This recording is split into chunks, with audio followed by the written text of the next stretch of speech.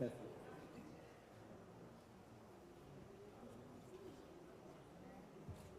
Test. Test. Yeah. Can you hear me now?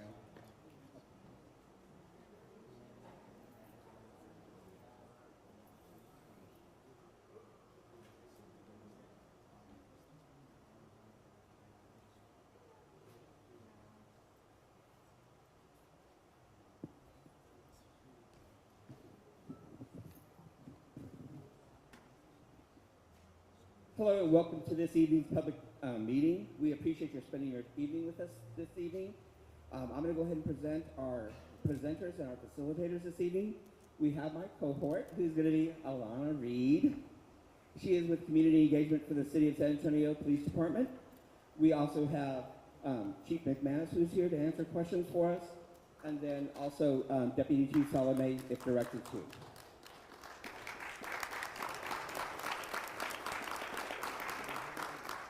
We just have some house rules that we'd like everybody to adhere to, if we could, please. Number one, listen attentively to each speaker. Respect other people's opinions, even if they differ from your own. Please don't interrupt them and wait for your turn to be called on. Be open to new perspectives and seek to understand them. It's okay to challenge ideas, but please don't attack people's character. Agree to disagree. Sometimes it's okay to move on from the conversation without an immediate resolution. Share airtime. We have 1 hour scheduled, and we are going to stick to that 1 hour for this meeting, so everyone has wisdom and experience and deserves the right to be heard. And if you need any assistance at today's meeting, please reach out to other members of the City of San Antonio team. Ask city staff to raise their hands. They'll be more than happy to assist you with that. And so at this time, we're going to have a Q&A. But at first, we're going to go ahead and open up our meeting here with some words by Chief McManus. And just to kind of share with you, Chief McManus has had a long-term relationship with Pride San Antonio. In 2007, when he first came here to the city of San Antonio, he had an outreach to the LGBTQ community there on Main Avenue.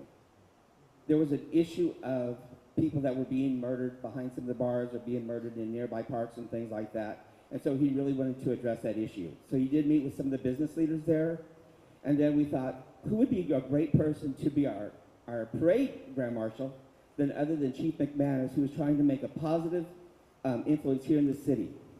Our theme this year is unity in the community, and we really feel strongly about that here as a Pride organization, but as a city.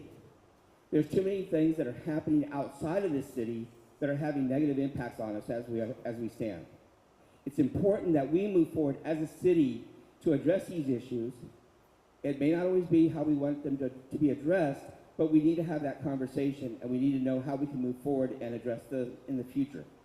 So at this time, I'm going to go ahead and turn over the floor to Chief McManus.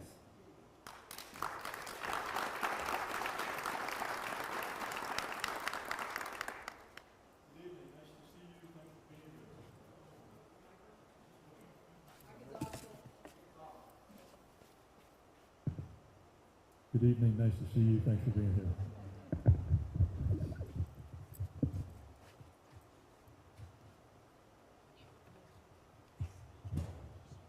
So I want to start off. I met with the media this morning, and actually first I met with a group outside of the council chambers that showed up at council chambers this morning, and I had a good conversation with them, and I'll go over some of that conversation with you. And I also went to met with the press this morning at police headquarters to go over exactly what I'm going to go over with you tonight. And the first thing I want to do, I want to diffuse a couple things. The first thing is the press release that went out. That went out prematurely. It never should have gone out, saying that we didn't have any evidence that it was a hate crime, because we didn't know that. We didn't know whether we did or whether we didn't, but that went out again, and it shouldn't have. I apologize for that.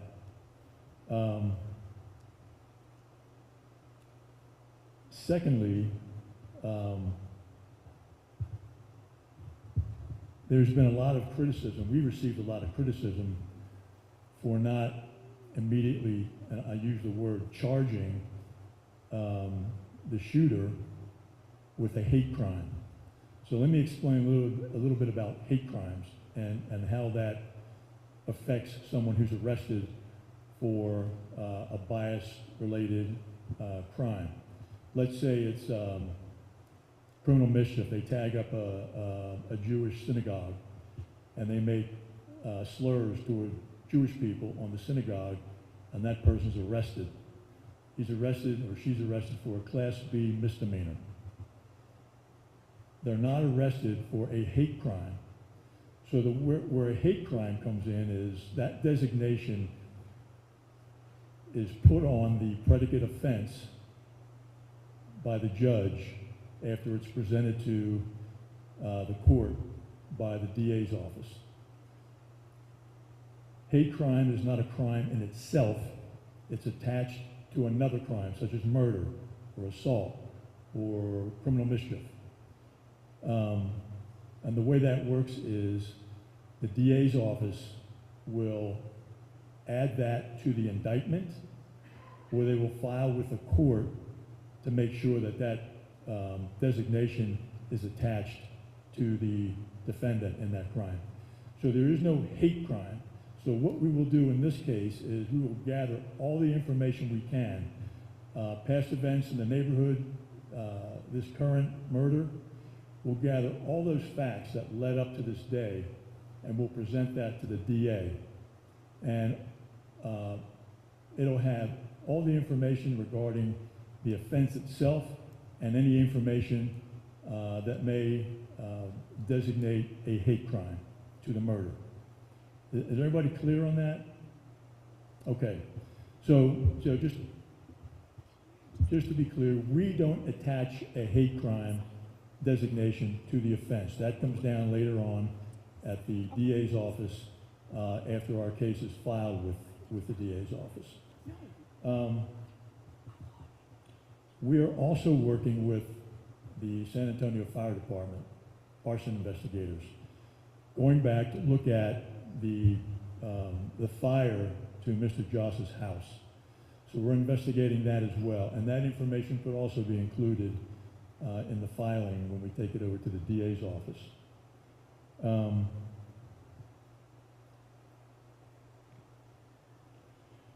We've also heard concerns about the volume of calls to Mr. Joss's residence. Some of those calls were made by him.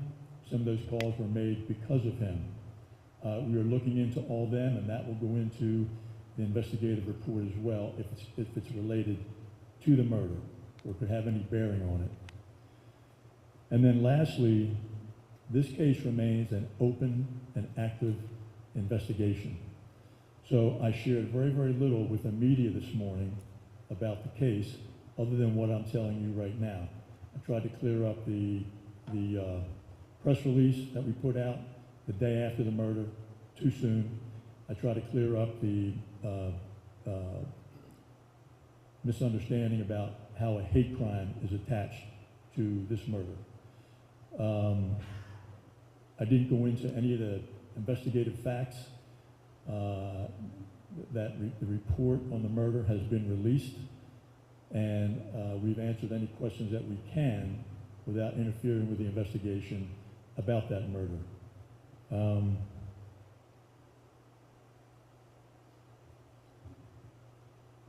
So that's pretty much what I wanted to share with you in the beginning of this. And let me share some other things that I feel are pertinent as far as the San Antonio Police Department goes. When I got here, it was actually 2006 when I arrived. In 2007, I was invited to be the Grand Marshal of the Pride Parade. I read the letter, checked off yes, gave it to my secretary, and it was put on my calendar. I thought nothing of it. I was in the Pride Parades in Washington, D.C. Dayton, Ohio didn't have a Pride Parade. Is anybody here from Dayton? Dayton, Ohio they didn't have a Pride Parade. I was in a Pride Parade in Minneapolis for 2 years before I came down here. So I thought nothing of it when I got here. After I sent that, my secretary sent that RSVP back, I see in the newspaper in font bigger than all the other fonts on the page, McManus set to lead gay parade.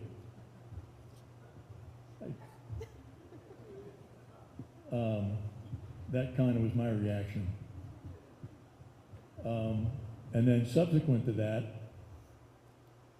there was an article in the Express News that talked about me having a romantic relationship with a retired NFL football player back in Washington. I don't know if anybody read that back 20 years ago, but I thought it was kind of funny. And I can tell you the story behind that if you're interested later on.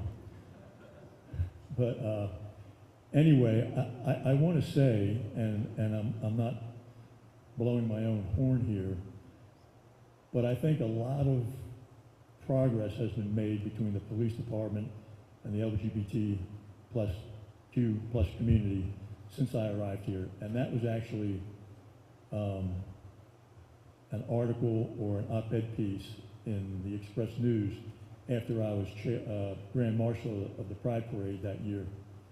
And I have to agree with them that we established a great working relationship. Randy Cuniff was a good friend of mine. I worked with him all the time up on the Strip, and I haven't had any big complaints or anything. Jesse Salome, raise your hand, Jesse. Assistant Chief Salome is my liaison to the LGBTQ plus community, and he hasn't reported anything to me of major issue. So I'm here tonight to listen to you, and if you have any concerns, we'll certainly address them. If you have a concern or a question that I can't answer, I'm going to ask Olga Makulis to touch base with you, get your name and number, and we'll touch base with you tomorrow before the close of business and try to provide you with an answer or set up a meeting with you to come and meet me at headquarters, or I can go out and meet you wherever you like.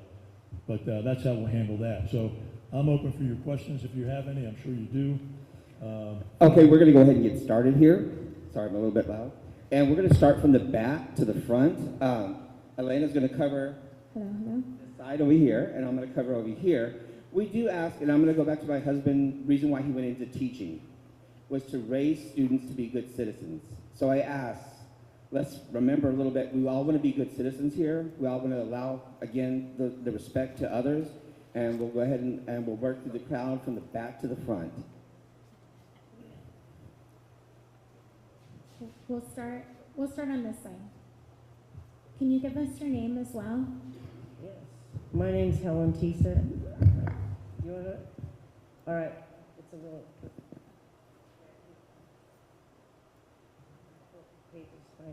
Okay.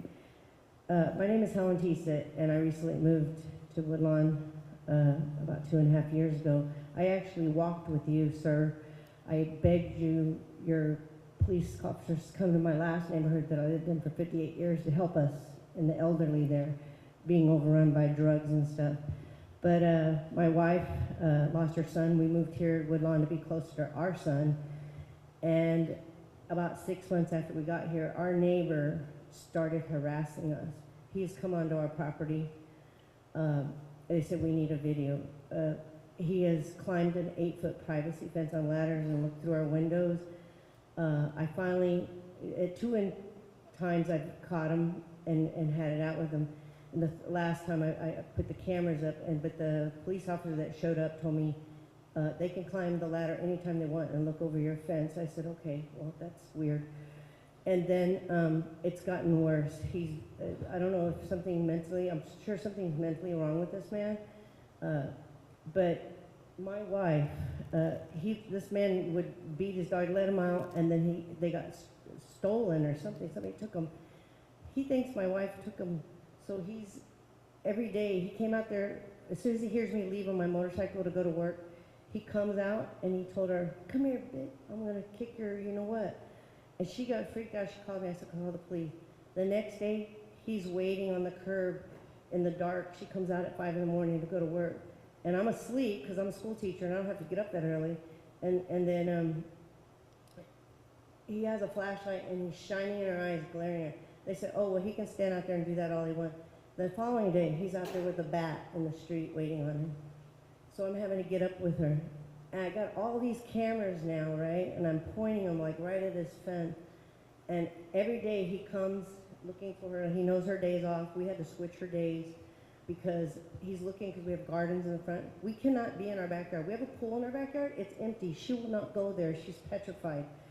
We took our gardens from the backyard to put them in front, thinking our neighbors would see us would be safer. We call the police every morning. I can show you in my phone where he comes to the gate with a rifle, with a bat, a rifle, a bat. You know, he went out in the street. We came home from graduation last Thursday, and the people across the street were having a party, graduation party. And he came out in the street calling, and he's racist. He also racist. He calls everybody Mexican, and he is Mexican, which drives me nuts. But he came out the street, and the man was having a birthday party, and he starts calling our names, and he starts kicking at him. And so we go over there, and I'm trying to stop the man from across the street, like, don't hurt him, don't do nothing, like, just go back to your house. But he is, in short, he has sicked his dogs on us. Your police officer said, well, he can sick his dogs on you as long as there's a fence between you. And an elder lady older than me, right? When about the ladder thing, oh, you can do the ladder thing as long as, they can stand in the street as long as there's bat. He has shot his rifle off. Nobody comes to visit us anymore. He shoots his rifle off in the back all the time. The first time he did it, I said, what are you doing? And he said, I'm shooting hawks. I said, don't you know that's illegal? And so he walks up. He starts shooting. He actually shot out front. I asked the safe officer, which, I'm going to say it right now, the safe officer is his friend. He goes to breakfast with him. So he protects him. And I asked the safe officer, the people across the street want to make a complaint about the guy shooting off the front yard with the people out front. Every time y'all come, you change your story. The last one, I was just out Saturday. I worked a 7-hour shift. I worked 3 jobs and I'm retired twice. And I come from the train station all tired from the zoo. And we leave to go eat. I open my camera, and he comes out in just his underwear. And he goes out there while the people across the street are on their patio having a barbecue, and he relieves himself in front of children in my video camera. And so the next morning, I call y'all to show you the video, and that police officer says, well, we actually have to have somebody to actually visually see it. What do you want? You tell me you want video, then you tell me you want visuals. So I had to go across the street, and I said, was your son home? And were your children outside? Yes, he'll be here in a little while. So we made another report about that. I'm sorry. It's okay. I also want to give him the chief.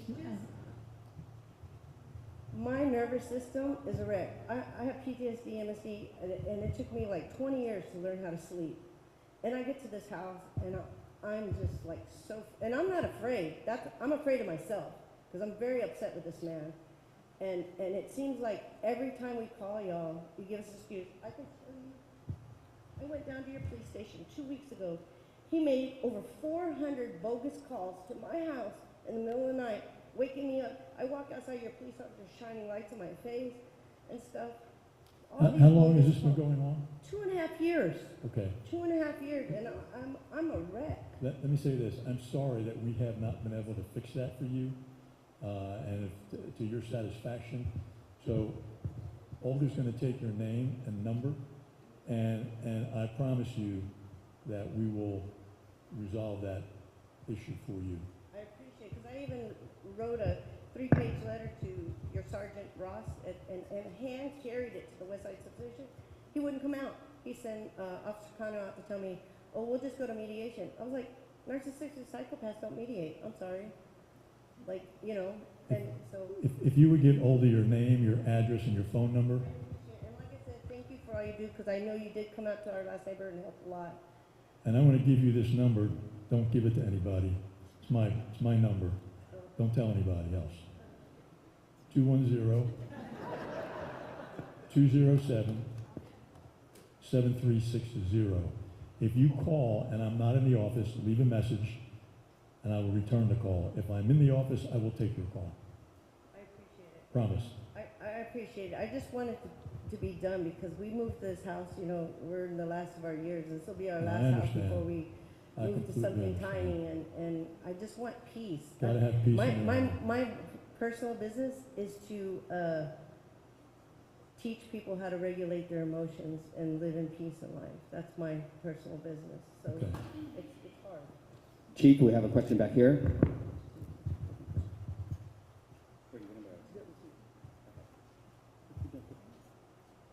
Hey, Chief. Just thank you again for being here. As we mentioned earlier, you know, one of our challenges as the LGBT community is that historically hate crimes go underreported and underprosecuted. And I know that as SAPD, you all don't add that hate crime charge at the beginning, right? That hate crime charge comes when the sentencing phase comes through. Correct. Having said that, the concern with SAPD making the statements that they did, and I understand we're walking that back now, but the concern is that when we make these statements and say this is not a hate crime, then that could be used in the criminal defense against our community, right? And so the concern that I have is that I know we've done a lot of training. I know that the LGBT community has done a lot of work with you all, but that training needs to be continuous so that we can continue the relationship, because we do have a great relationship. I remember when you first came to San Antonio and you met with San Antonio Stonewall and you promised to support. So this is a testament to that, and we do appreciate it. But we do think it's important that maybe increased training happens with your officers so that that type of language is not used, because while you cannot apply it here, it can negatively affect us in the sentencing phase. I guarantee you they'll come back if the defense says that. I guarantee you the prosecution will come back and say, well, yeah, but look what McManus said the same the next day. So hopefully that doesn't happen. Thank you. But thank you. Elena?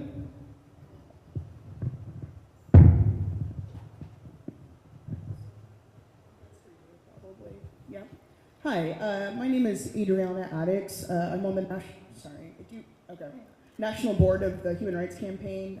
I don't know how much work we've done with you, but as much as you can share, what it sounds like is that it was a breakdown of process and maybe an assumption of not as many eyeballs on the press release as it were, and what ended up happening is it was national news. And so my observation is that either it's the process, or it was not a break of process and you're just not used to the eyeballs, or it was a breakdown of process, and then is that what happened, and what are you doing to rectify the breakdown in process? Yeah, I think this will answer your question. I didn't quite catch the first part of it, but I can tell you why that press release went out.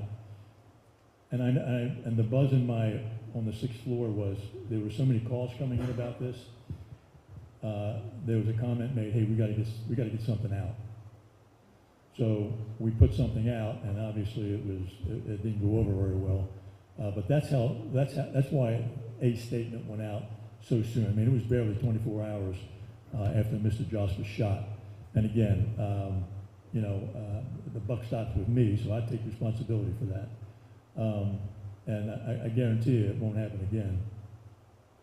Did I answer your question? Is there an expectation of, I guess my thing is, has this not happened before, and so you don't have a response to it where all the team knows this is what we're immediately doing, or again, the expectation of that there is not any focus on. The biggest thing is that this became a national, and it in the beginning was a process error that got you here, and so I'm just saying, are y'all thinking about that enough to where it's serious enough, or everyone just kind of threw everything out on this? Oh, I guarantee you we thought about it seriously, and I can also guarantee it won't happen again. Thank you. Over here. He hasn't reported anything to me as a major issue. Where's he? Over here. Oh, For approximately 2 years, I've been trying to get Assistant Chief Salome as LGBT liaison to do more community engagement on a variety of occasions. And while we did get guarantees that there would be at least PSAs on community safety when he was directly questioned by the Lear family in March of 2023, none of this has materialized. Since then, and all of this was articulated to Assistant Chief Salome, I've identified at least 4 other murders since 2021 of LGBTQ people, not including Mr. Joss. He also characterized the responsibility of creating the community engagement on myself and the LGBTQ community, even though we are not law enforcement experts, we have no legal rights to the private information, and we are not city's employees. When I identified Mr. Joss as the 6th identified murder, within less than 24 hours of the murder, Deputy Chief Salome immediately dismissed the concerns. My question to you, Chief McManus, is where do we go when the SAPD LGBT liaison immediately dismisses our concerns? Who has the responsibility of initiating the engagement with the LGBTQ community? Sure. Jesse, you want to handle that? Good evening, everybody. Jesse Solomon. So to answer your question, I won't get into the piece by piece, but I'll tell you that you're misrepresenting a lot of what we discussed before. And there's been people that have been there for all those meetings regarding the PSAs. So let me say this, to echo what the chief said. When I got your email, I violated my own rule, like you shouldn't do with email. I responded emotionally because I got a little frustrated that you essentially have been accusing me, and by extension the police department, of somehow allowing 6 men of this community to get murdered, a community that I love and I care deeply about. So I got a little bit offended by that. What I should have said is that it is under investigation and we are exploring all the facts. I got ahead of myself there, and I own that, and I'll learn from that. So with respect to everything else you've said, and your feelings about that, you were one voice of many. I'm sorry that we can't seem to get on the same page. I'm certainly willing to continue to work with you. Like I say every time that I talk to you, I'm a phone call and an email away. But just respectfully, we're just not on the same page, and I don't think we're going to agree on any of that tonight. And so I'm open to having that dialogue with you when you want to have it, and I would love to have an open and honest conversation with you.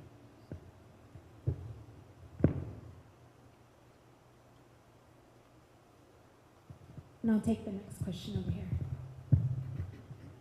It's been really strange, like hearing, in the news and hearing people here saying that they've reached out several times about hate complaints and stuff, and it doesn't seem like their calls are taken seriously. Yet I'm a sidewalk chalk artist, and like whenever people call on me, I've been locked up in jail multiple times. I've spoke at City Hall about it 15 times. I even put some sidewalk chalk out here to be positive and uplifting, and I didn't write anything to be bipartisan other than like justice for Jonathan Joss. Not that it was a hate crime, nothing like that, just justice for Jonathan Joss, and I got questioned at the door about it by multiple people. I've written justice for Simon Cuevas and I didn't get questioned. I wrote justice for Frankie Bazan, who was killed in jail. I didn't get anybody messing with me. I wrote justice for Jeffrey Shop. I didn't get any issue. I wrote the 364 homeless people that died last year, and I didn't get issues. So it's weird how y'all can arrest someone for something as silly as sidewalk chalk, but then people can actually be violently and like terrifyingly harassed and terrorized, and their calls don't get answered for a long time. It's not really a question, it's just, wow. Okay, I appreciate your comment. Okay, over here. Okay. Hi, everyone. My name is Jocelyn Lear. My brother, nice to meet you, sir, by the way. My brother is Zachary Lear. He's right here. Sorry, it's so little. On my pin. He was a gay man who was murdered February 21st, 2023. He was gunned down, and I'm sorry.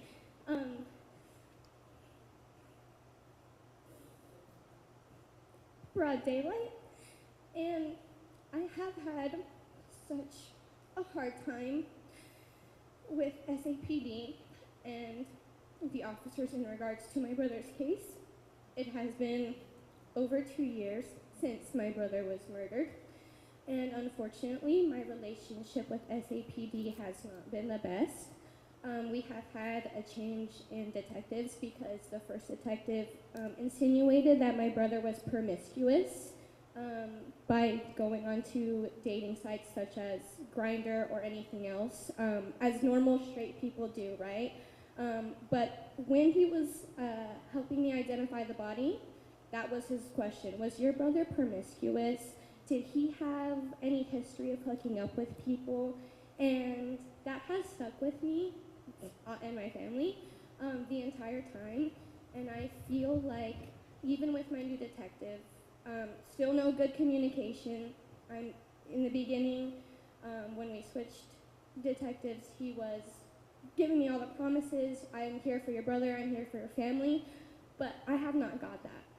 And I'm sitting here with all of you, with another man, Jonathan Joss, brutally murdered, gunned down again, and it's just a painful reminder that this is what my community and my brother and everybody else that has fallen victim to this gun violence, specifically hate crime, violence, has succumbed to. And I need to know if you guys are implementing something better other than, was your brother promiscuous? There has been no care for my brother other than Chief Salome. He has been my saving grace. He has been the only one that has felt like he has been in my corner this entire time, and it's not enough. And I have gone 2 years without justice for my brother, and there are so many other victims that need justice, and I feel like you guys are not giving that to me, specifically in my family, and I can't speak for everybody else, but I know the hurt that I have in regards to my brother, and there has been nothing, no reward money, nothing. I have not heard you speak on my brother's case, and with everything that my family has gone through, with my brother's murder, and the difficulty that has come with it, thank you, honey, with it, I need more support, because this is happening to our community, and it feels like I have nothing. It feels like we have nothing, and I want justice for my brother. I want justice for Mr. Jonathan Joss. I want justice for all the victims, regardless of sexual orientation. I just need something from the SAPD that is going to help me get through this rough patch, because I feel hopeless. And watching another tragedy be treated like it's nothing is heartbreaking. It's like reliving my own tragedy. I'm sorry if I'm getting emotional, guys. Thank you. Thank you for that, and I'm sorry for your frustration and your anguish. Would you be open to speak with Assistant Chief Salome again? Okay, so I'll have Olga come over and get your name, address, and phone number, and then Chief Salome will give you a call tomorrow, and we'll get that straight for you. Okay? Question up here in front. Hi, Chief. Hello. My name is Amanda Thomas. For all of y'all that don't know, I'm Executive Director of an organization, Act 4SA. We do a lot of support services, know your rights services, for folks that have faced police brutality, discrimination, all of that. But what I want to talk with you about, Chief, is like, I appreciate you talking about the response and the press release coming out too early relating to Jonathan's murder. But I think what we were hearing from a lot of folks here, and I know a lot of the questions that we're getting from our folks is, how does this happen? How can there be a better response? We've had multiple instances of people saying that they've made call after call after call about harassment, about violence, about escalating actions, about not getting responses on their brother's murder cases. I mean, I know another family, 2 years, they basically know who murdered their daughter. Nothing's happening with the case. So really the question is, what commitment can you make to have a better response to community? Or are you guys working on a plan to make sure that you're answering these calls faster so it doesn't end in murder? The commitment that I can make is that we hold folks accountable if they're not answering these calls properly. I mean, it happens all the time, the accountability part of it. If we find out that a call is not answer it. If someone doesn't respond, then they're going to be allocated for it and face the disciplinary process. So it's my commitment. And if anyone in here does not receive, thank you, Ananda. If anyone in here does not receive the response to their calls that they feel they should receive, then please call a supervisor. And I gave you, if you didn't copy my number down, it's 210-207-7360. 210-7360. I'm sorry, 210-207-7360. And my cell number is 210, but seriously, just call my office if you're not getting the appropriate response that you should be, and I'll send that down the flagpole, and somebody will get a hold of you and talk to you about that. Thank you. Hi, Chief. Thanks for coming out tonight. I appreciate what you've said so far. My name is Dr. Ben Harrell. I'm the District 1 appointee to the Mayor's Council on LGBTQ Equity. And first, again, I just want to start by saying thanks for coming out tonight, but I want to put some data in front of you.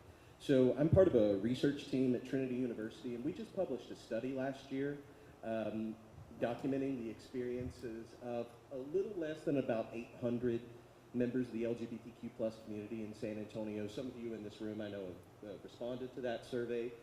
It's available on the Pride Center's website. If you'd like to read this report, come find me after and I'll tell you how to get there. But I just wanted to share these figures with you.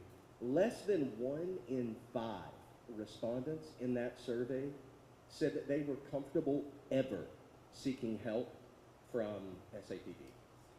35% of those respondents said they had openly been called slurs by the police.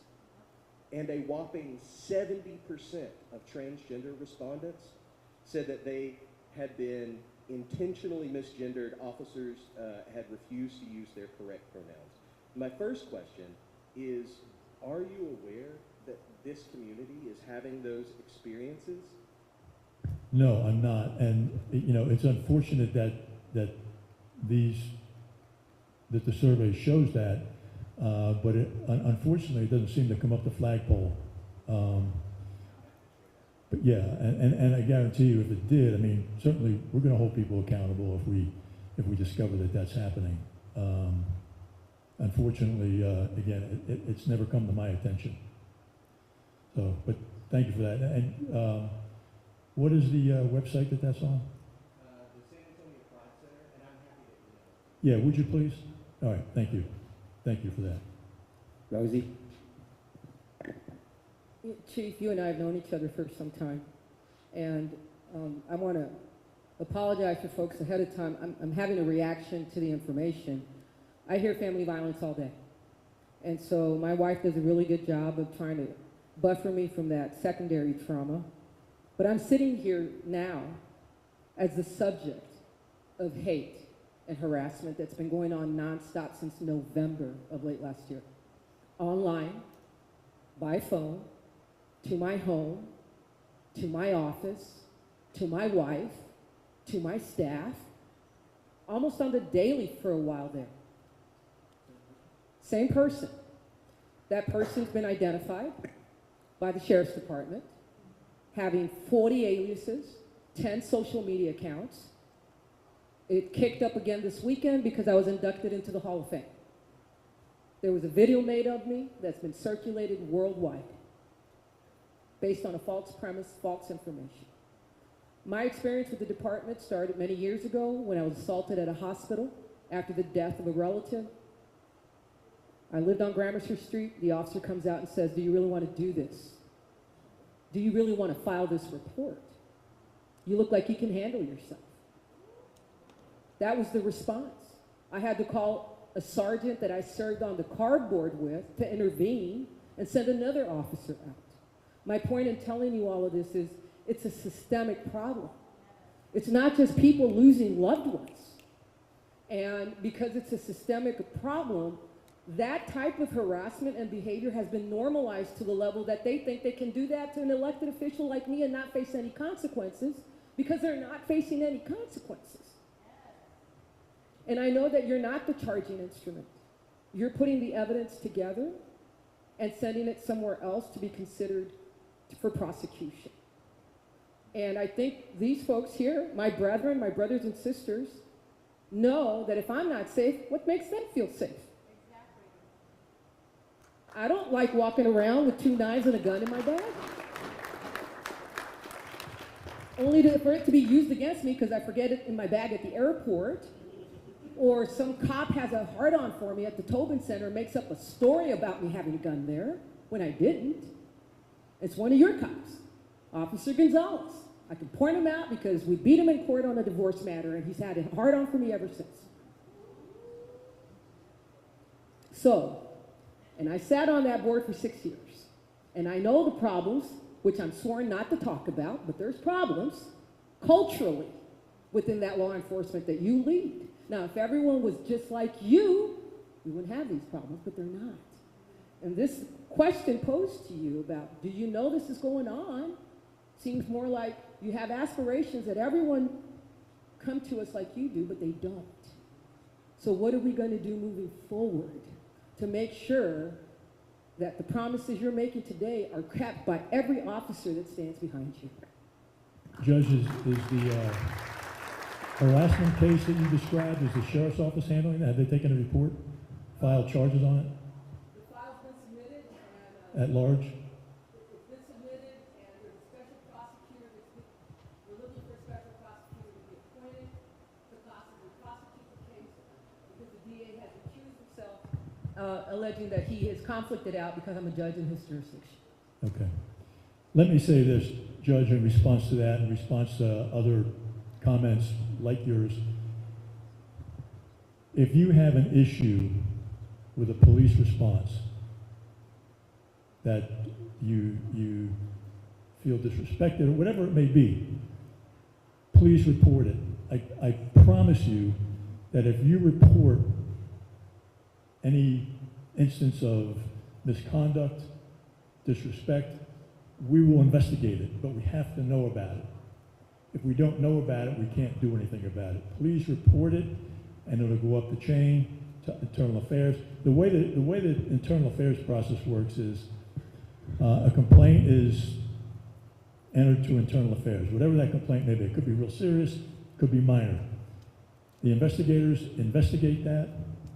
It goes to the CAR board. CAR board is made. CAR is Citizen Complaint Advisory Board. When it goes to the board, a board of 7 police officers and 7 citizens hear that case. Once they hear it, there's 2 things they do. One thing is they vote to either sustain it or not sustain it. Either it happened or there's not enough evidence to prove that it did happen. What happens after that is, if it's not sustained, they're done with it. If it's sustained, they take a second vote, and the vote is for a recommendation that they send to me for discipline, or what I call corrective action. And then it comes to me, I sit with my attorney and my staff, and we go over every case that was presented at the board. And together, we sit and we decide, the board makes a recommendation. It could be a 10-day suspension, 20-day suspension, whatever it may be. And then I issue what is called a contemplated notice of corrective action.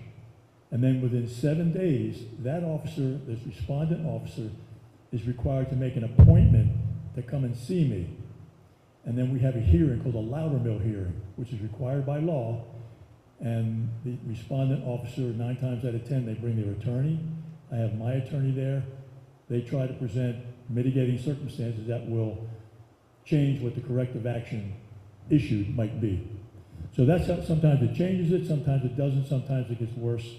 But that's how that happens. So if you have cause, please file a complaint.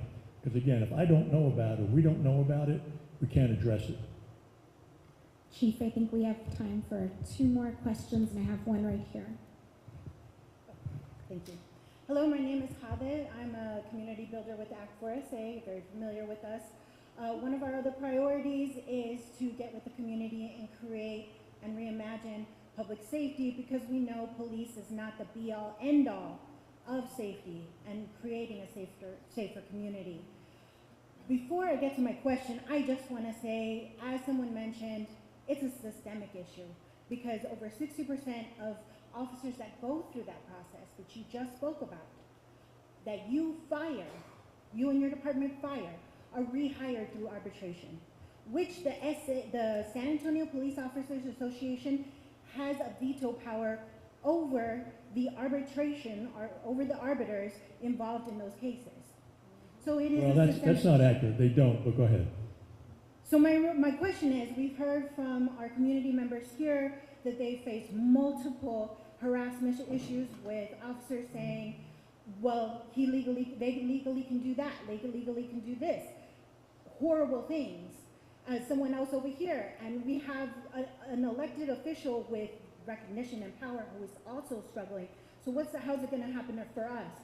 So my question is, when we are being harassed that is under legal means that y'all cannot address, what can y'all do? Because like especially the safe officers, what can y'all do in those instances? Well, you're asking a very broad question, and I can't answer all those generalities that you talked about. I need to know specifics. But like I said before, if you have an issue and you feel that your call is not being answered appropriately or not given the seriousness that it should be given.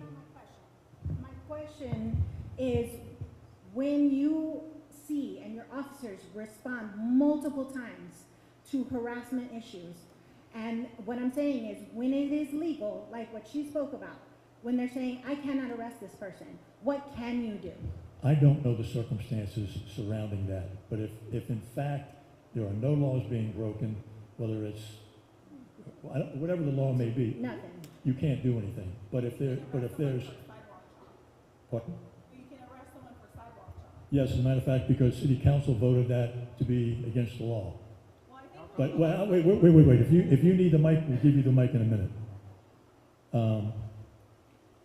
So, I mean, if there's no law being broken, but if you need to see a supervisor, call a supervisor. Call dispatch back and say, I'd like to see a supervisor.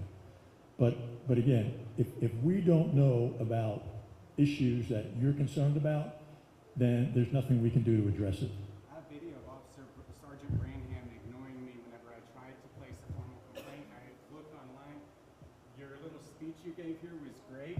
It's all online, but whenever you search for a number to call or you search for a way to place that complaint, it doesn't make it straightforward. I had to go to 3 different police substations. Finally, I got to talk to Officer Branham. I spoke to him 10 minutes. He did not let me write down anything. Like in Leon Valley, I filled out a police complaint form, and they told me, hey, you need to get it signed over here with someone. But there's so many blocks, and now I've been ignored by him for 3 months now. And like, this is why people like Matthew Luckhurst got to stay on the force, because it's so hard to complain on time. And then people who serve someone a shit sandwich can get back on the force. This officer who cursed at me and threatened to take me to jail because I fell down on my skateboard and didn't get up quick enough. You're making a mockery of the police like this. Can you give us just the phone number so we can interact with internal affairs, or the email? So it'd be The number for internal affairs is 207 7365. It's online. 207-7365. And Matthew Luckhurst. Because I've searched very hard and I did not find that number. I've searched for hours. You can put it in your phone. Well, I'm recording you right now. Okay, well, you got it then. Y'all lied to me so much, and so hard to get body cam footage because y'all go to approach the Attorney General, you abuse people on camera, and then you make it impossible for them to get any proof. You make it very hard. I'm a white, cisgendered male, and who's gotten a ton of publicity, and you'll make it this hard for me. How much harder is it for a minority, or a person who doesn't speak English, or a person has a record? I don't even have a record, and y'all come at me for sidewalk chalk, so how much worse do y'all make it for people who are judged for being LGBT or a million other things? You've already said you can't do things multiple times, but you can do sidewalk chalk. I appreciate your comments. But y'all don't take me to court for sidewalk chalk. And for the record, Matthew Luckhurst is no longer on the police He department. isn't, but you didn't fire him quick enough because it was so hard to place a complaint that he got back on the force. If it was easy to complain against the bad cops, so many bad cops.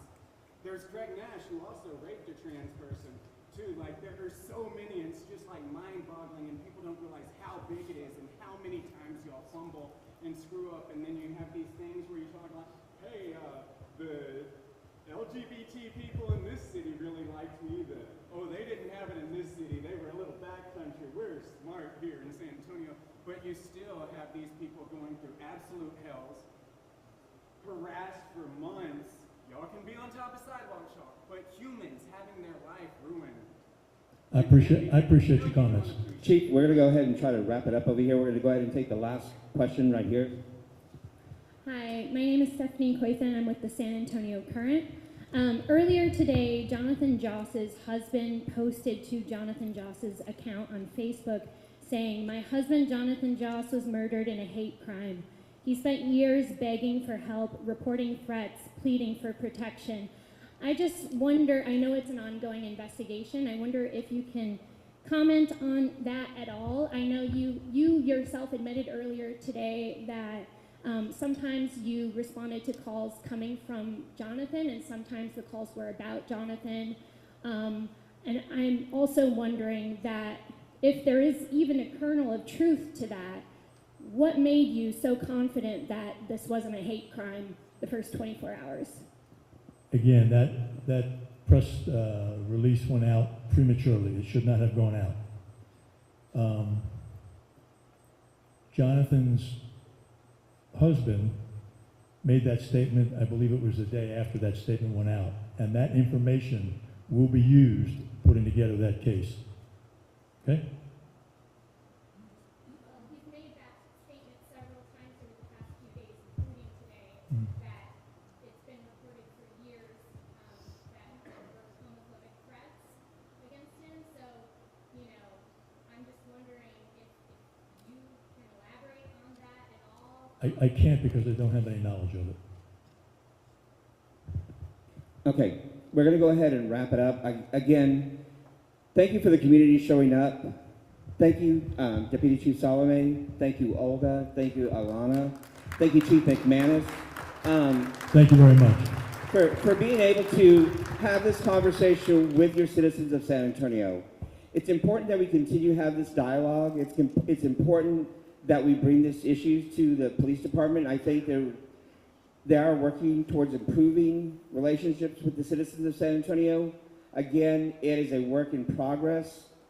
We do have our Unity in the Community forums that we've been having here at Woodlawn Point that we continue to have, and we continue to open those up to have these types of discussions. They've been actually hosted by Lindsay Lang, who's been doing a wonderful job for us here. Lindsay, thank you again for always doing that for us. But the thing is, start raising our voice, start also documenting things, and then let's move forward with that and use these means of communications that the police department has for us to go ahead and continue to raise those issues.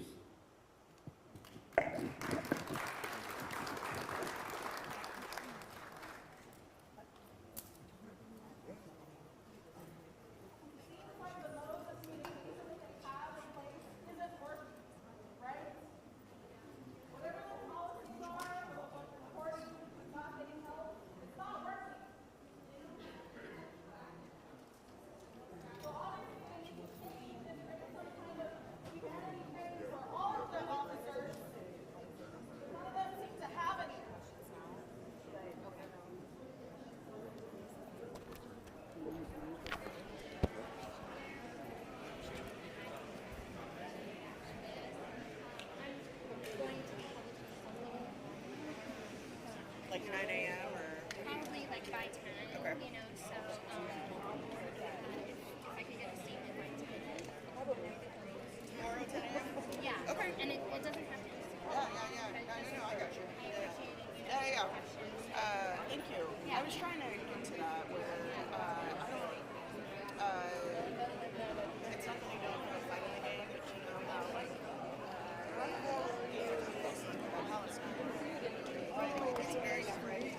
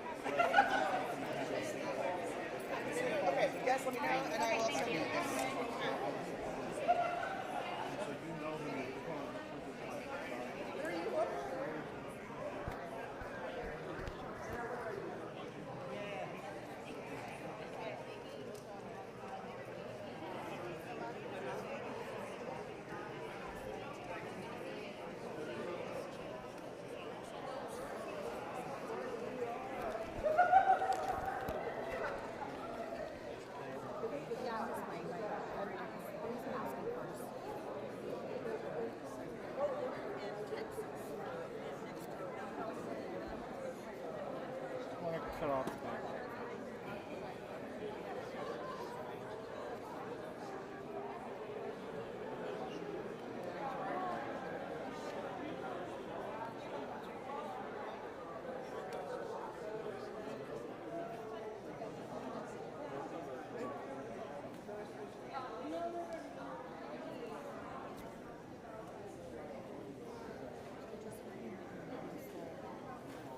Do you want to use the mic?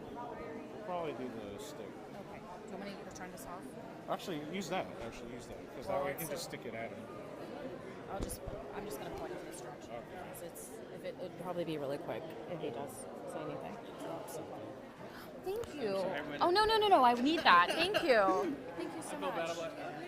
No, I appreciate that. I know. I'm like the hard part about not having pockets.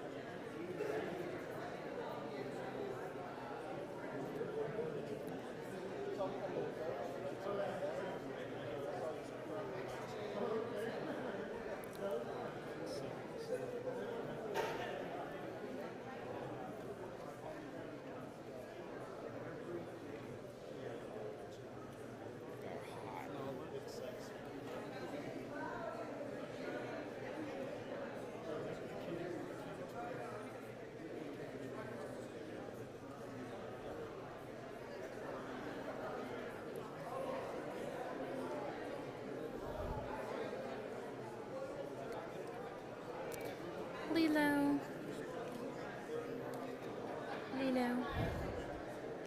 That's Stitch.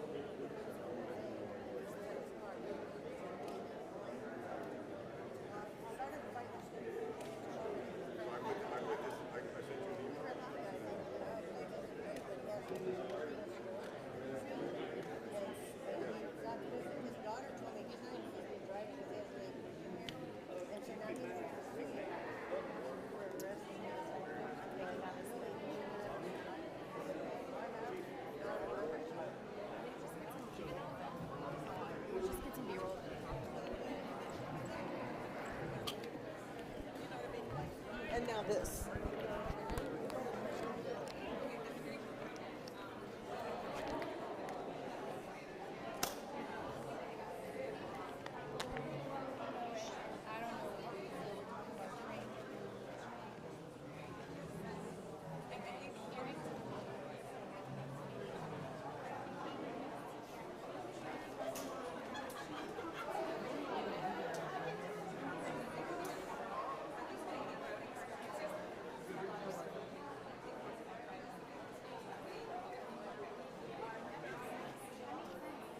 Okay. Again, is this court too?